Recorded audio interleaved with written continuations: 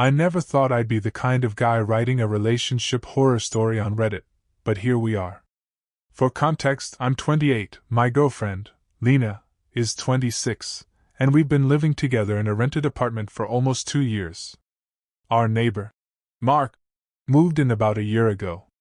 Cool guy, or so I thought, friendly, helpful, the type who remembers your birthday but forgets to return the tools he borrowed. In the beginning, everything felt normal.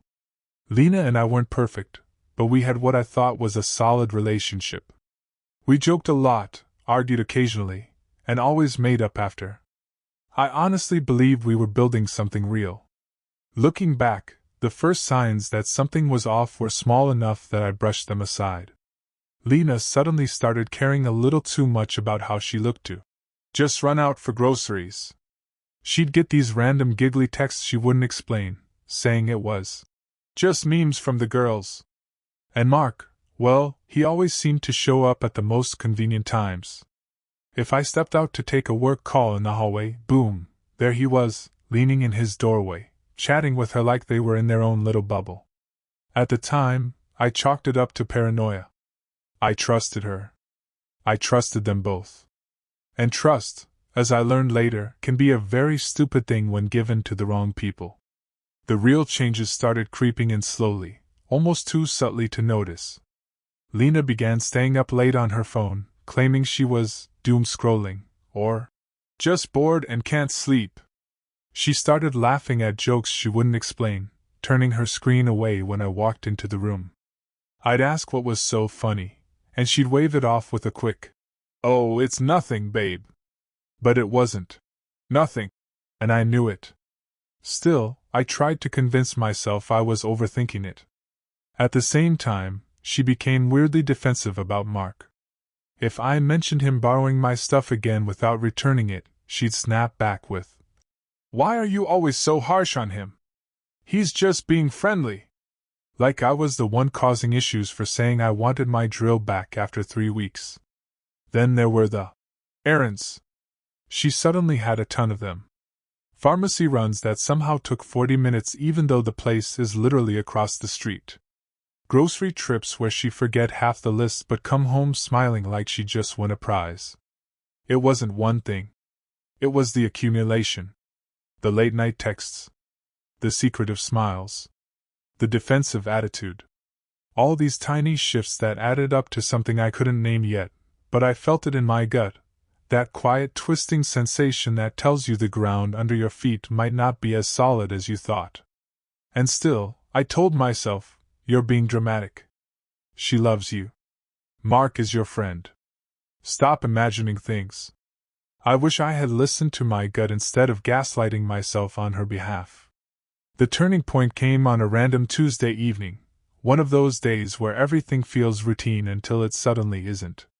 I came home early from work because a meeting got cancelled.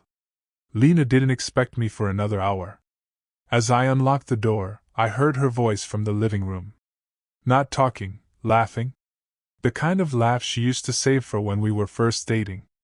Soft, playful, too intimate for casual conversation. For a split second, I thought maybe she was on a call with her sister or one of her friends. But then I heard his voice. Mark's. Low, smug, way too close. I froze. My brain tried to give them the benefit of the doubt. Maybe he stopped by to return something? Maybe they were watching a funny video? Maybe this wasn't what it sounded like.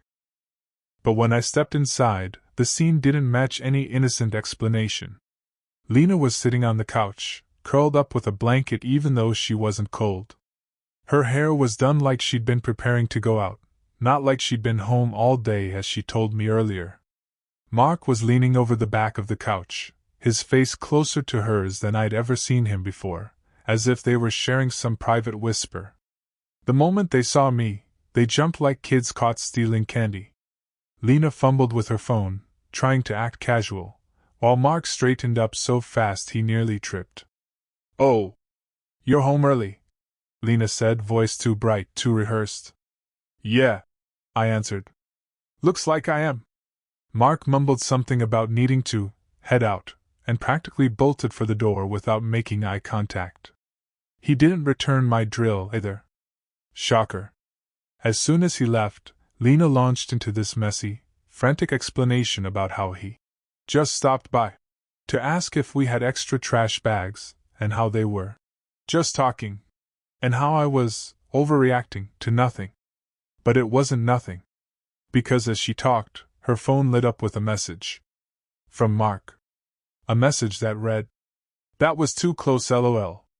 Text me when you can, winky face dot." She scrambled to flip the screen over, but I'd already seen it. That was the moment my stomach dropped. The moment I knew something was very, very wrong. After that message flashed on her screen, something in me just clicked.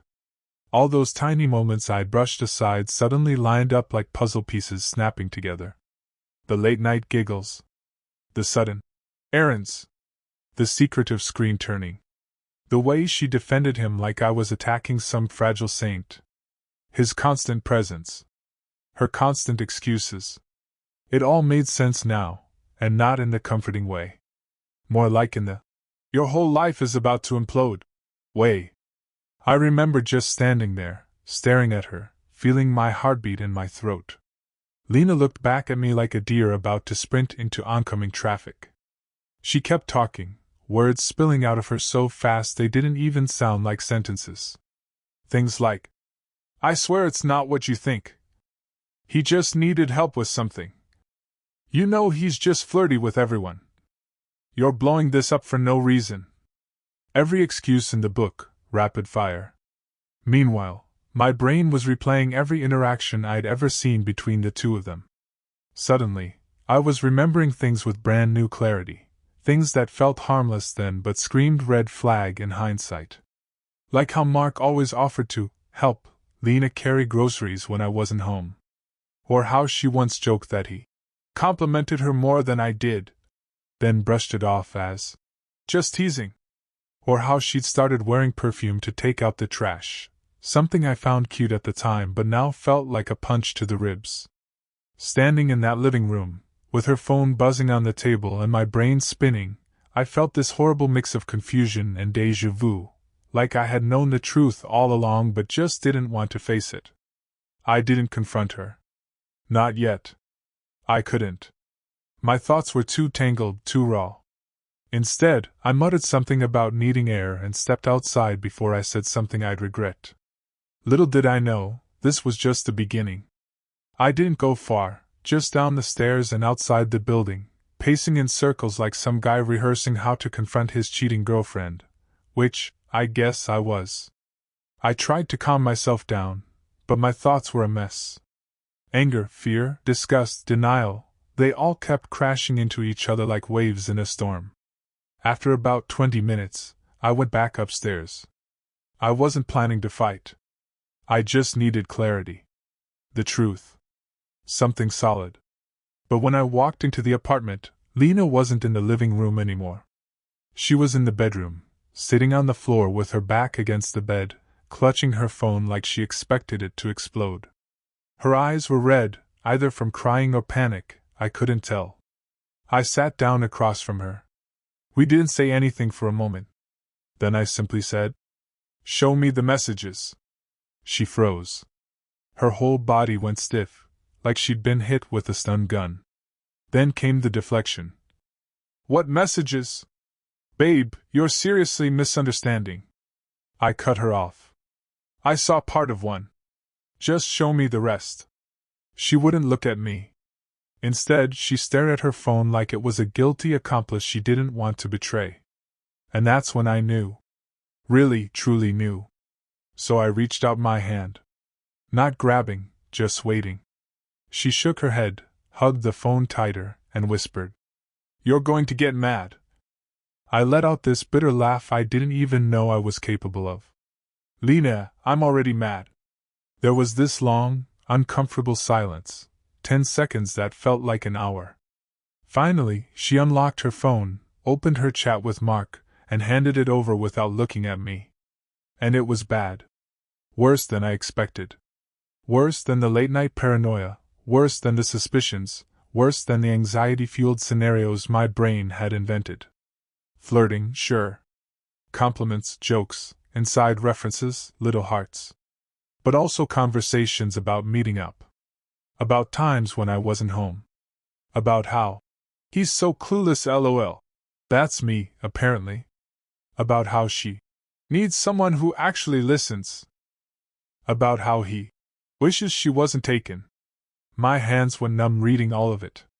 The worst part? Some of the messages went back months. I don't remember handing the phone back.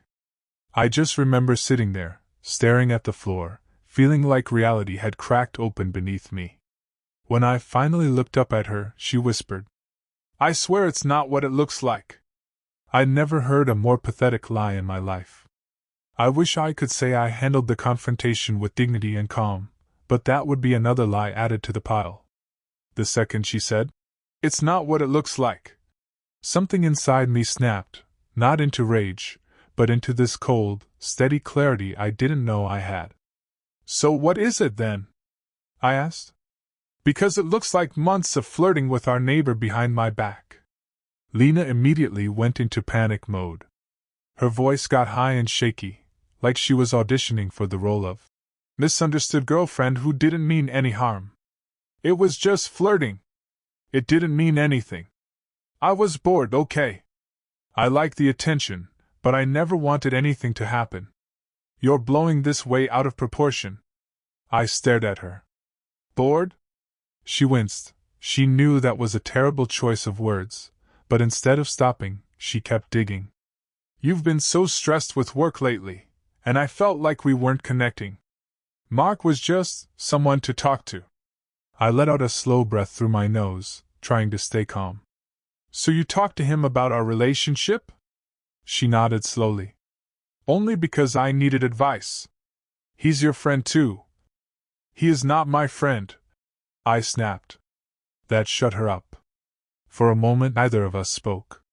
I wasn't yelling, but the room felt heavy enough to crush us both.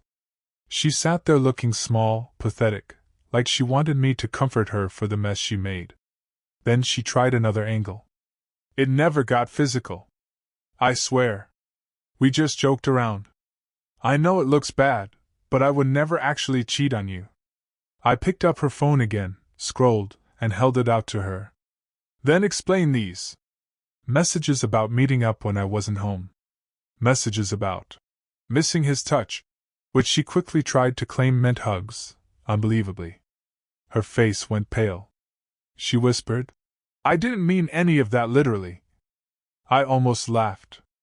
"Lena, you told him you wished he lived with you instead of me." Her eyes filled with tears instantly, weaponized tears, the kind she used whenever she wanted the conversation to stop. "I was just venting. I didn't mean it." I shook my head. "Stop. Just stop lying. You're making this worse." She covered her face with her hands and started crying harder, like the victim of some great injustice. And all I could think was, this is the person I thought I'd build a future with. This is the person I trusted more than anyone. This is who she actually is. The confrontation wasn't over yet, not even close, but that was the moment I realized there was no version of this story where things went back to normal. If Lena's tears had been real, maybe I'd have felt something, pain, sympathy, the urge to hold her despite everything. But they felt rehearsed. Like she'd practiced this scene in her head for months. Just in case. After a minute of her crying into her hands, she peeked up at me like a child checking if a parent had softened. "Can't we just talk about this calmly?" she said in the softest, most wounded voice she could manage. "We are talking," I replied. "I'm asking you for honesty." That's when she switched tactics again, like flipping channels. "Okay, fine," she said, wiping her eyes dramatically. "Yes, I flirted with him. But you don't understand, Mark kept pushing. He kept trying to get close, and I didn't know how to shut him down without making things awkward. I didn't want to ruin the good neighbor relationship." I raised an eyebrow. "So all the winky emojis and late-night texting were, what? Professional diplomacy?" She glared at me for a second, like how dare I not buy this nonsense, then quickly softened her face again. "You know I hate conflict. I just wanted to keep the peace. But you didn't mind keeping him entertained, I said. That one hit her. She turned her head away, jaw clenching, eyes darting like she was searching for a better excuse. Then she found one she apparently liked. You're not perfect either, you know, she said suddenly. I blinked. What exactly does that have to do with any of this? You've been distant for months. Always working, always tired, barely paying attention to me. What was I supposed to do? I felt invisible. There it was, the classic blame shift. I almost admired how fast she pivoted from I didn't do anything to okay, I did something but it's your fault. It was like watching someone sprint downhill with no brakes. I took a slow breath. Lena, being stressed at work doesn't justify you sneaking around emotionally with another man. You could have talked to me. You could have asked for more attention. Instead, you went to him. Behind my back. She crossed her arms, voice turning sharp, another switch. Well, maybe if you actually listened to me, I wouldn't have needed someone else to talk to. I stared at her in disbelief. Not guilt. Not remorse. Not even embarrassment. Just resentment that she got caught. It hit me like a punch to the chest. She wasn't sorry for what she did. She was sorry she lost the safety of hiding it. That realization hurt far worse than the messages. And I knew then, this wasn't going to be a one-time honest conversation. This was going to be a storm. Just when I thought the night couldn't get worse, there was a knock at the door. Mark. He tried the whole "I'm just concerned, nothing serious" act. I didn't buy it. Stay away from her, I said, stepping back inside and shutting the door on his smarmy excuses. Lena looked terrified. Not because she felt guilty, but because her lies were unraveling. I confronted Lena about what she told Mark. She tried excuses. It was just a rough patch. I was lonely. I didn't mean it. Every word was a lie, deflection, or blame shift. I finally said it. You don't love me enough to be honest. You love attention. I'm done. Her pleas fell flat. The betrayal wasn't a mistake, it was a lifestyle. And I knew then the relationship was over. She begged, cried, tried to manipulate me, but I stayed firm. For the first time in weeks, I wasn't carrying her lies. Lying on the floor, listening to her dramatic sobs, I realized our relationship was dead long before tonight. I let myself feel everything: anger, sadness, shame. Months of secretive betrayal replayed in my mind. But amid the chaos, I found clarity. I had a choice. I didn't have to let this define me. The next morning, Lena hovered silently, her eyes pleading. I realized this wasn't a one-time mistake. This was who she really was. I told her firmly, I can't respect a relationship built on lies. I need to end this. She was silent. I was relieved. The decision was final. Moving out was painful but necessary. I blocked both Lena and Mark, reconnected with friends, and processed the betrayal. Seeing everything in black and white, messages, lies, manipulation, made me realize I had ignored red flags for too long. Slowly I rebuilt my life. I reclaimed my space, my routines, my self-worth. The wounds are still there, but I started to feel gratitude for clarity, lessons learned, and a life not built on lies. Months later, I'm finally healing. Key lessons: trust your gut, demand honesty, and prioritize self-respect.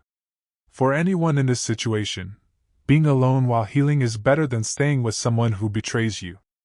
I'm learning to trust again, taking life one day at a time, and realizing that love without honesty is just a trap.